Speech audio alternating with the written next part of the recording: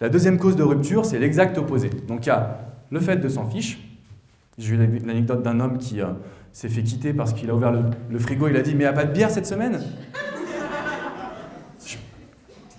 C'est pas drôle, parce que ça faisait 30 ans que sa femme elle faisait les courses pour lui.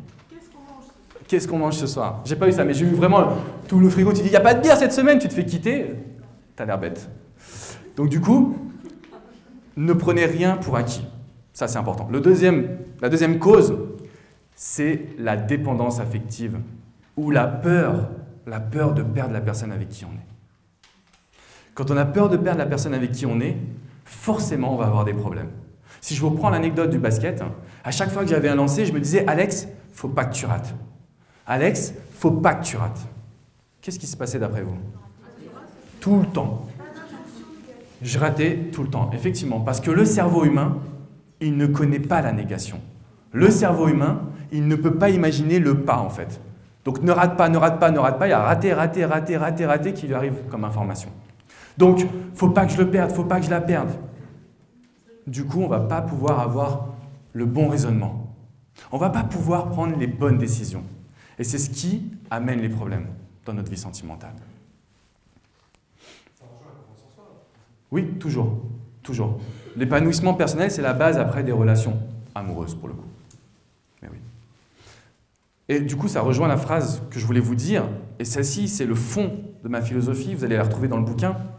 On vous aime pour ce que vous êtes et non ce que vous donnez. Depuis ma plus tendre enfance, je pensais qu'il fallait donner pour être aimé. Non. On vous aime pour ce que vous réalisez au quotidien, pour ce que vous êtes, pour votre manière de rayonner. Ça vous fait un sens ou c'est un peu étrange comme phrase? Okay.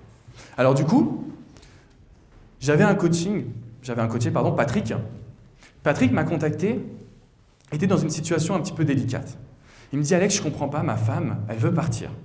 Pourtant, je lui offre des bijoux, je l'aime, je suis tout le temps à la maison, je suis vraiment omniprésent, je lui donne tout mon être. Pourquoi sa femme, elle veut partir d'après vous? Il l'étouffe. Mais surtout, il n'existe plus par lui-même. Si on est en couple, c'est pour se tirer la main et aller de l'avant, vous êtes d'accord avec moi? C'est pas pour avoir un boulet au pied. Eh bien, sans s'en rendre compte, quand on est parfois trop gentil, quand on existe trop à travers l'autre, on en perd de son capital de séduction.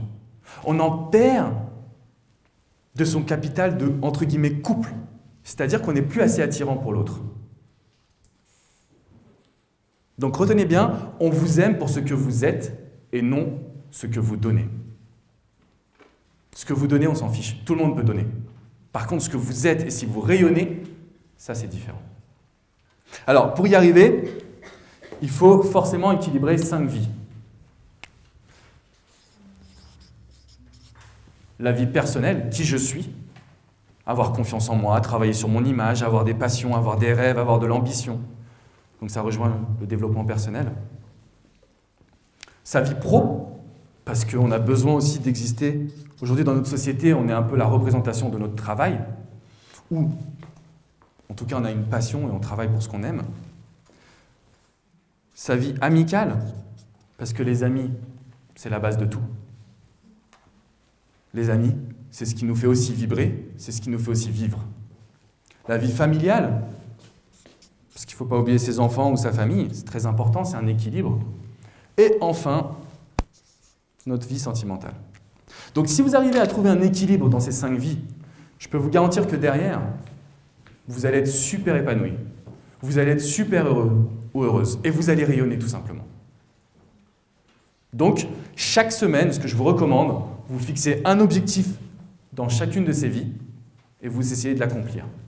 Ça va vous permettre tout simplement de donner de l'attention à vous-même, à votre couple et d'équilibrer vos vies, tout simplement. Alors, quels sont les ingrédients pour un couple heureux? Quels sont vos ingrédients pour un couple heureux?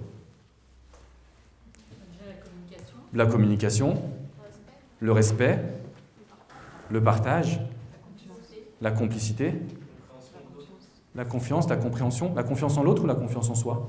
Les deux. Parfait, vous les avez. Vous avez les ingrédients. Alors moi, je voulais juste vous en présenter 3. On va revenir sur la communication. Je voulais vous dire, la communication, c'est le pilier du couple, y compris quand tout va bien. Parce que nous, en tant qu'êtres humains, on est les rois pour dire quand ça ne va pas. On est les rois pour se plaindre. On est les rois pour parler de problèmes. Mais par contre, quand tout va bien, on n'aime pas dire « je t'aime ». Quand tout va bien, on n'aime pas dire « merci ». Quand tout va bien, on n'aime pas dire « j'ai passé une superbe semaine ». Donc la communication, même quand tout va bien. Ensuite, il y a 2 autres piliers, 2 autres ingrédients. Le premier, c'est jamais, et j'ai bien dit jamais, de compromis. J'ai baigné dans ma vie, dans mon enfance, à essayer de faire des compromis avec tout le monde.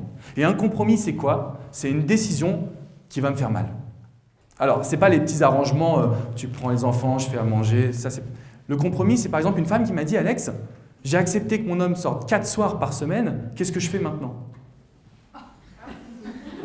Là, maintenant, c'est un peu tard. Parce que si tu acceptes une décision qui te fait du mal, que toi, tu dois rester à la maison, garder les enfants, ça va être difficile. Et ce que je veux vraiment vous dire, c'est qu'aujourd'hui, pas de compromis. Sinon, vous allez perdre le dernier ingrédient qui est pour moi le plus important. Vous allez perdre la vision commune, ce qui définit votre couple.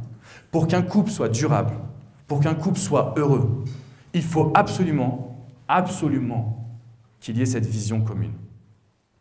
De savoir où vous voulez aller et comment. D'accord? Alors, qu'aimeriez-vous accomplir dans votre vie? C'est la question que je pose à chacun de mes coachés. Et chaque réponse, c'est ça. Qu'aimeriez-vous accomplir dans votre vie? Je veux avoir une famille, je veux avoir des enfants. Très bien. Et après? C'est ça la vision commune. C'est le « et après ». Parce que ça, c'est peut-être pas la vision de tout le monde aujourd'hui. Mais ça, c'est ce qui explique les crises de quarantaine. C'est ce qui explique la crise de la cinquantaine. Parce qu'une fois qu'on a eu ce qu'on voulait, et derrière, donc vous avez le droit de rêver en fait. Pour moi, c'est même essentiel. On doit rêver. On doit avoir des envies. On doit chercher une vision commune qui nous transporte, qui nous amène encore plus loin que là où on voulait aller, tout simplement.